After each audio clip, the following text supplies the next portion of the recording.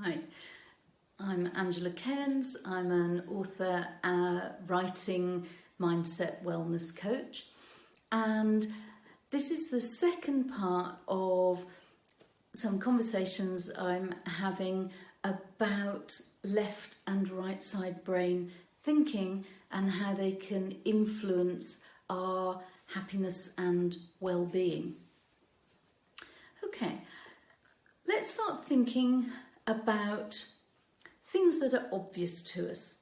So, for example, if we put our hand on a hot plate and, on the cooker, and it starts to feel like it's burning us, do we keep our hand there?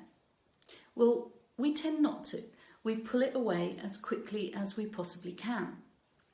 And I'd like to use that image about the destructive, negative self-talk that we sometimes engage in.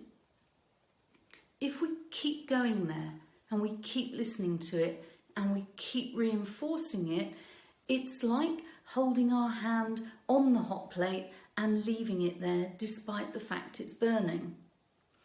Now, that doesn't mean to say that having those thoughts has no use, but it's the way that we think about them, the way that we process them, that's important.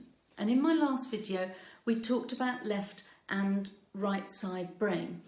And our left side brain is where the unhelpful, judgmental, negative self-type voices live, and the right-hand side of our brain is where our empathy and compassion and our curiosity and our ability to innovate live. So much more useful to us in learning to grow. Now, those negative thoughts will tell us lies because our judgy type voices may well say to us, oh, but if I wasn't on your tail pushing you, you'd never achieve anything. Your stickler voice may say to you, well, if I didn't push you to be perfect, nothing would be acceptable that you do. I need to be here in order to make you perfect. But actually, we can achieve many good things. We can be motivated, we can be creative, we can put out good quality work by using our right side brain thinking. We do not have to be beaten with a big stick in order to produce excellent creative work. So I wanted to talk a little bit about visualization. And we spoke in the last video about using our senses to access the right, as a sort of circuit breaker to the left side brain chatter, and in order to access the right side of our brain. And we looked at a hearing exercise to do, and we could use touch or smell or vision. It doesn't matter. And if you're interested, I can talk more about the sort of exercises that we can do. But I wanted particularly to talk today about the power of visualization. And there are lots of studies which demonstrate the power of visualization. A really interesting one was done with basketball players.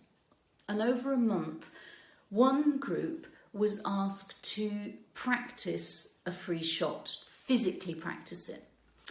And the second group were asked not to practice physically, but to visualize themselves improving their free shot. And the third group were told to do neither. And interestingly, as you might expect, the ones who physically practiced their free flow, they improved by about 24%.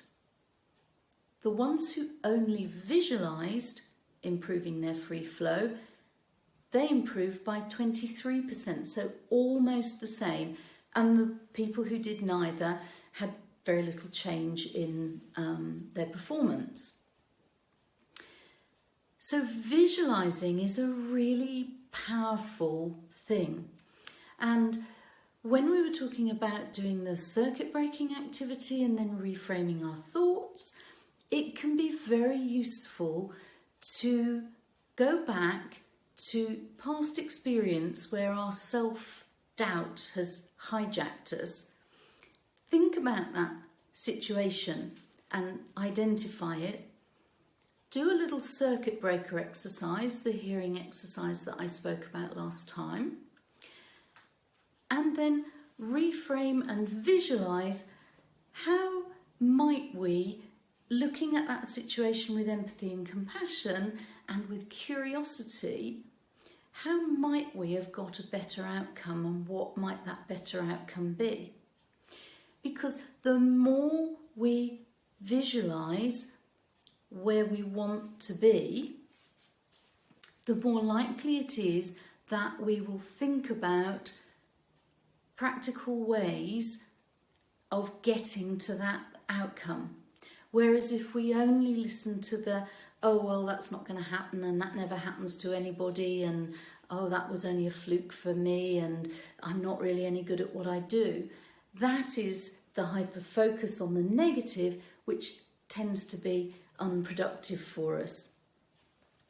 And it's really repetition of looking at and acknowledging areas where our judgment voices, our doubting voices, or our controlling or our perfectionist voice has hijacked us, and actually visualising how we may have used the right side of our brain, our curiosity and our innovation to get a better outcome, the more likely it is that we will start to have the ability to bring that right side thinking to real-time situations, so that we get less hijacked by our uncomfortable and less productive thoughts.